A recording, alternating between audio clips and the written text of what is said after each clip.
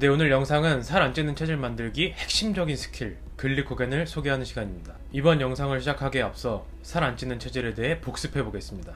이전 영상에서 제가 자동차에 비유해서 살 안 찌는 체질을 소개해드렸죠. 먹고 싶은 음식을 마음껏 먹으면서도 날씬한 몸을 유지하는 살 안 찌는 체질은 연비가 안 좋은 오래된 자동차와 굉장히 유사하다는 것입니다. 살 안 찌는 체질이 되면서 신체 시스템이 구축된다면 음식을 많이 먹더라도 다 에너지로 쓰이기 때문에 살로 가지 않고 날씬한 몸을 유지할 수 있는 형태가 되는 것입니다. 이것을 연식이 오래된 차량과 비교해본다면 엔진이랑 동력기관이랑 다 마모되고 낡아서 연비가 낮은 오래된 자동차랑 똑같습니다. 이런 차들에는 아무리 비싼 기름, 고급 휘발유를 넣더라도 에너지를 금방금방 쓰게 되는 거죠.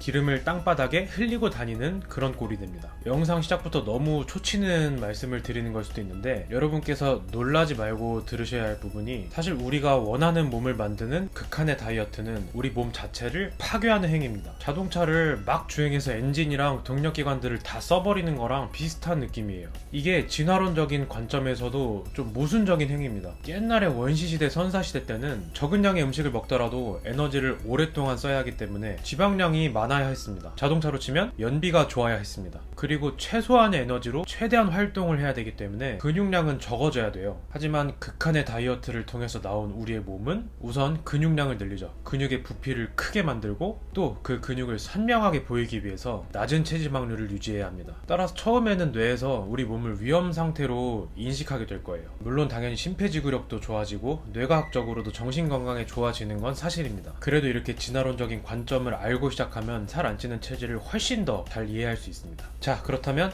본론으로 돌아오겠습니다. 글리코겐에 대한 이야기를 시작해 볼게요. 게임 좋아하는 분들 많으시죠? 우리가 게임할 때 비장의 필살기를 날리는 것처럼, 롤 할 때 궁극기 쓰는 것처럼, 제가 또 롤 다이아 출신입니다. 그런 것처럼 살 안 찌는 체질이라는 게임에서 결정적인 역할을 하는 비장의 필살기는 무엇일까요? 이게 바로 글리코겐입니다. 저는 글리코겐에 마법의 주머니라는 별칭을 넣습니다. 치팅데이 많이들 하시죠? 치팅데이도 이 글리코겐하고 직접적으로 연관이 되어 있습니다. 글리코겐은 우리가 음식을 섭취했을 때 그 음식을 간과 근육의 예비 에너지 형태로 저장하는 방식입니다. 자동차로 치면 스페어 타이어 같은 느낌이죠. 살이 안 찌는 체질일수록 음식과 에너지를 매우 빠르게 소모시켜 버리기 때문에 먹은 음식들이 체지방으로 누적되는 것이 아니라 이 글리코겐 형태로 잠시 저장되는 것입니다. 글리코겐은 쿨타임이 약 24시간 정도 됩니다. 다시 말해서 우리가 24시간 안으로 이 글리코겐을 잘 활용한다면 살 안 찌는 체질을 빨리 만들어줄 수 있는 마법의 주머니인 것입니다. 그래서 현재 제가 라면을 2개 먹고 자더라도 글리코겐으로 저장되기 때문에 바로 살이 찌지 않게 된 것입니다. 다음날에 운동하면 금방 증발해버리기 때문이에요. 거기에다가 걷기나 달리기, 그냥 산책을 더 많이 해줬다,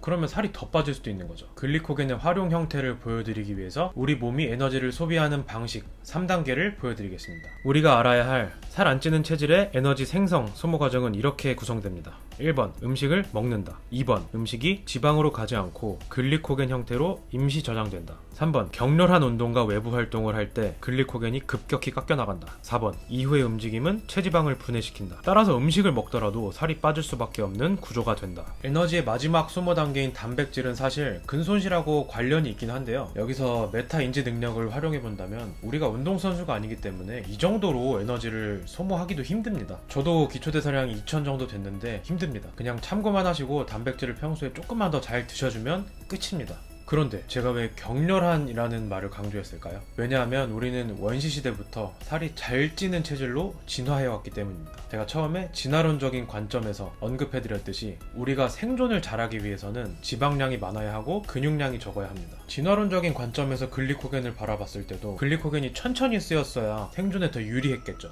글리코겐이 천천히 쓰여야 그 다음 단계인 체지방을 쓸 가능성이 낮아지고 그래야 생존 확률이 높아졌기 때문입니다. 그런데 현대사회가 되었고 우리는 굶어 죽을 걱정을 할 일은 없어졌습니다. 따라서 진화론적인 관점과 반대로 행동해주면 살 안 찌는 체질 만들기가 정말 쉬워집니다. 격렬한 운동, 특히 근력 운동을 통해서 글리코겐을 빠르게 소모시키고 이후에 걷거나 달리거나 산책하거나 외부 활동을 통해서 체지방을 빠르게 감량시키면 되는 겁니다. 복잡하게 생각하실 필요가 없어요. 다만 한 가지 크게 당부드리는 점은 격렬한 운동 방식은 부상의 위험이 있기 때문에 저한테 물어보셔도 되고 전문 트레이너분들, 선생님들과 상담을 통해서 진행하시길 부탁드립니다. 자, 이렇게 다치지 않고 할 수 있는 격렬함의 적정 강도를 파악했다면 그 다음부터는 그냥 맛있게 먹고 열심히 운동하고 잘 쉬어주면 끝입니다. 마음 편하게 형태랑 과정만 아시면 됩니다. 다시 한번 말씀드릴게요. 1번 몸이 힘들다고 느낄 만큼의 운동을 한다. 2번 이후에 외부 활동이나 걷기 달리기가 체지방을 태운다. 3번 살이 빠지고 다이어트에 성공한다. 4번 살 안 찌는 체질이 완성되고 평생 요요 현상에서 해방된다. 이런 근거와 과정들이 있어서 제가 전자책에서 소개해드린 체지방 고속 감량 열차 탑승권 체지방 감량 공식이 나오게 된 것입니다. 체지방 감량 공식은 근력 운동 40분에서 50분 더하기 유산소 운동 30분. 정말 간단하죠? 저는 욕심이 좀 많긴 했어요. 따라서 초반에 3-4달 정도 특별한 식단 조절을 하지는 않았지만 그래도 일주일에 5-6회 정도는 이 공식을 적용해서 운동과 외부 활동을 했습니다. 그 결과로 6개월 안에 체지방률을 8%까지 감소시켰고 지금도 몇 년 동안 날씬한 살 안 찌는 체질을 잘 유지하고 있습니다. 따라서 여러분도 오늘 영상을 통해서 글리코겐에 대한 이해, 구조와 활용법을 잘 적용하신다면 다이어트 정말 쉬워지실 겁니다. 살쪘던 기억도 잘 안 나게 됩니다. 글리코겐 꼭 기억해주세요. 네, 오늘의 영상도 유용하셨다면 구독 부탁드리겠습니다. 방원이었습니다. 감사합니다.